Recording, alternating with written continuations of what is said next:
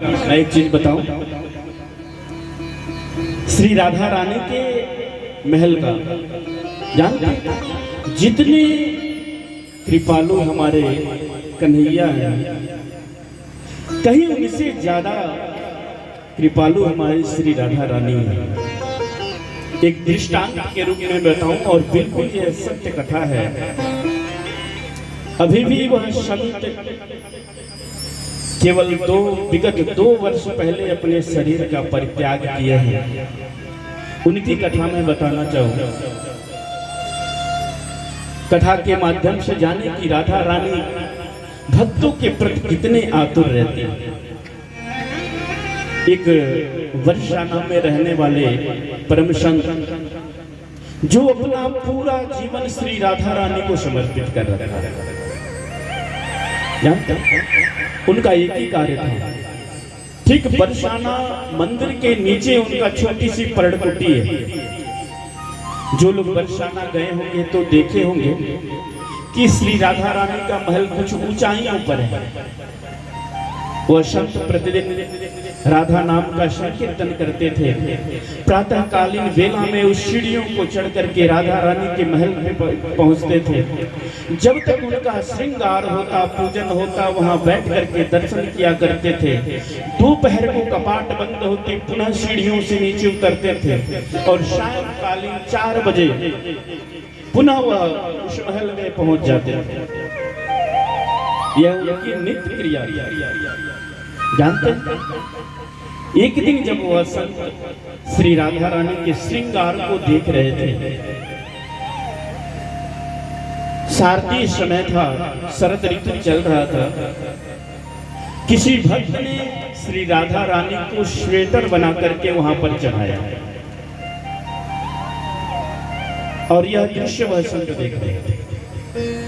क्यों ना हम भी अपने हाथों से एक स्वेटर बना करके राधा रानी को पधरा दें। मन में यह विचार है। अब जानते वह उस दिन सीढ़ियों से जब नीचे उतर करके आए, जा करके ऊन खरीदे और अपने हाथों से स्वेटर बनाना चालू कर दिया और बोले कि हम तभी राधा रानी के महल पहुंचेंगे जब वह हम स्वेटर बना लेंगे उनके लिए। अभी ये बहुत ज्यादा दिन पहले की बात नहीं है। अभी विगत 2 वर्ष पहले वह संत अपना शरीर छोड़े हैं, जिनकी मैं कथा सुना रहा हूं। अपने हाथों से उन्होंने स्वेटर बनाए, लेकिन उनको स्वेटर बनाने में 4 महीने लग गए, क्योंकि स्वेटर बनाना उनका कार्य तो था नहीं।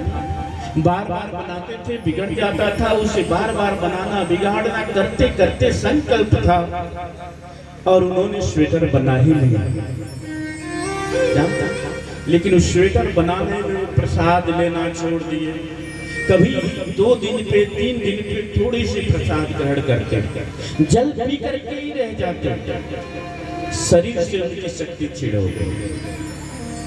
जब 4 महीने बाद अपने हाथों में स्वेटर लेकर के जब वो वर्षाना की सीढ़ियों पे चढ़ते हैं, जब आधी सीढ़ी चढ़ी उनको इतनी थकावट हो गई, माथे से पसीना, ठंड के मौसम में भी माथे से पसीना गिरने लगा। बेचारे थक करके उस सीढ़ियों में बगल में बैठ गए। समय देख रहे हैं कि महाराज अभी हम सुबह से चढ़े हैं सीढ़ियां और चढ़ते चढ़ते 10 बज गए और अभी हम आधी ही सीढ़ियां चढ़ पाए। 12 बजे कपाट बंद हो जाएगा। लगता है कि मैं जाकर के राधा रानी को स्वेटर पधरा नहीं पाऊंगा। जानते जब वहां पर बैठे थे कि एक छोटी सी बच्ची वहां पे आती है। ओ ताऊ जी क्या कर रहे? बोले लाल बैठे मुझको राधा रानी को दर्शन करने जाना है। बोले रे ओ ताऊ जी तेरे हाथन में क्या है? बड़ा सुंदर सो दिखे है। बोले लाली ये स्वेटर है। बोले स्वेटर क्या करेंगे? आप तो संत हो, आप तो कंबलिया लेकर के चलते, स्वेटर की क्या जरूरत है? बोले ये तो राधा रानी के लिए मैंने हाथों से बुने हैं। मुझको राधा रानी को पधराना है। जानते हैं? वो छोटी सी बच्ची कहती है, ताऊ जी एक बात बोलो। बोले कहा है? बोले ये स्वेटर मुझको दे दियो। बोले नहीं लाल, ये मैंने अपने हाथों से राधा रानी को पधरावे की ताई बनाई है, मैं दूसरी को दे नहीं सकता। जानता? वो छोटी सी बच्ची हट करने लगी, ताऊ तने दूसर बना ली नो, जाके राधा रानी को पधरा दियो, ये तो मोको ही चाहिए।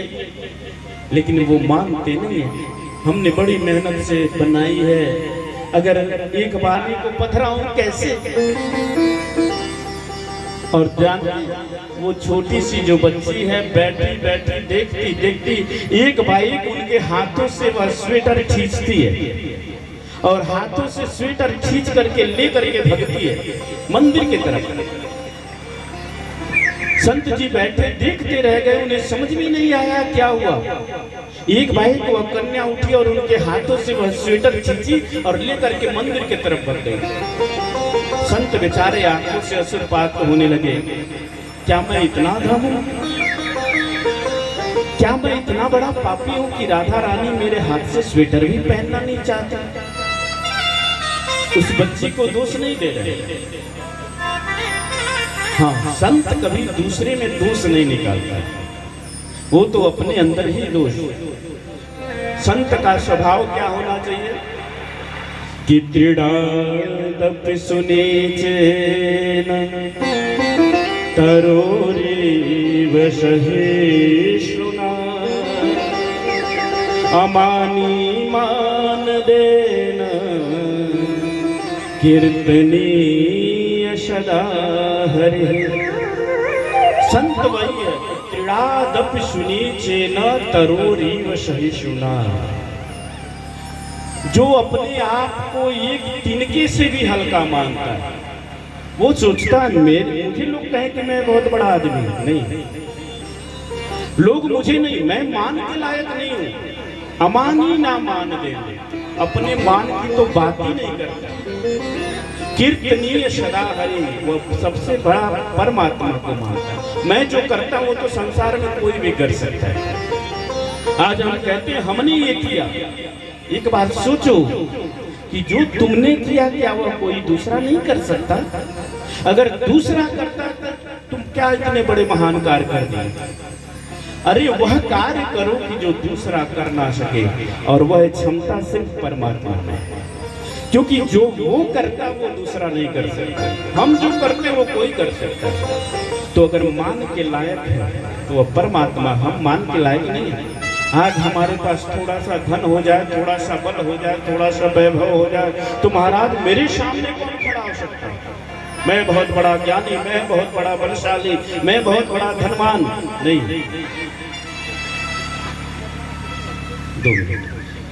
बोले श्री वृंदावन बिहारी लाल के। हमें लगता है कि हम बहुत बड़े हो, नहीं। वह संत कहते हैं महाराज वो हमारा, मैं इतना अधम हूँ, इतना बड़ा पापी हूँ, इतना बड़ा पापी कि राधा रानी मेरे हाथ का स्वेटर नहीं स्वीकार करता। वो कन्या लेकर के चली गई। रोते रोते किसी तरीके से राधा रानी के महल पे पहुंचते हैं तो वहां पे कपाट बंद था। उनके कपाट के पास बैठ करके रुदन कर रहे थे। जानते हैं शाम का जब कपाट बंद हो जाता है तो ताला लग जाता है, जब दोपहर का भोग लग जाए तो ताला लग जाता है। और जब दोपहर के बाद सायंकालीन 4 बजे मंदिर का कपाट खुलता है तो जानते सबको दंग रह गए, सारे वहाँ के ब्राह्मण, सारे पुजारी और वह संत भी दंग रह गए। क्या देख करके कि जो वह कन्या स्वेटर लेकर के हाथों से भगी थी, राधा रानी के उस मंदिर में उस मूर्ति पे वही स्वेटर पधराई गई थी। संत उनके आंखों से अश्रुपात होने लगा। वाह रे राधा, आपको इतना भी सब्र नहीं, मैं तो लेकर के खुद ही आ रहा था, लेकिन आपको रहा नहीं गया कि मेरे हाथों से छीन करके पहन ले। जानते जब हम भगवान के प्रति भाव रखते हैं ना, तो जितना हम मिलने के लिए उनसे आतुर होते हैं, उनसे ज्यादा प्रभु हमसे मिलने के लिए आतुर होते हैं। बस हमें भाव से भगवान को भजना है, हमें दिखावा नहीं। भाव, क्योंकि भाव का भूखा हूँ मैं, अरे भाव ही बस सार है, अरे भाव से मुझको भजो तो भव से बेड़ा पार। इतना ही नहीं, अन्न धन और वस्त्र भूषण कुछ ना मुझको चाहिए, अरे भाव से एक फूल भी दो तो मुझे स्वीकार। इसलिए क्या करके भगवान के पूजन करें, माल्यार्पण कर लें, बड़ा सुंदर सौभाग्य है।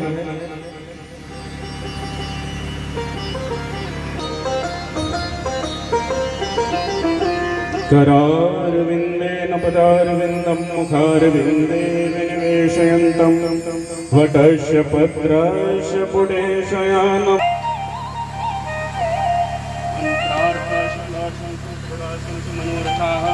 शत्रूणां बुद्धिनाशस्तु भाग्यानां उदयस्तव। बोले श्री भाग्य विहारी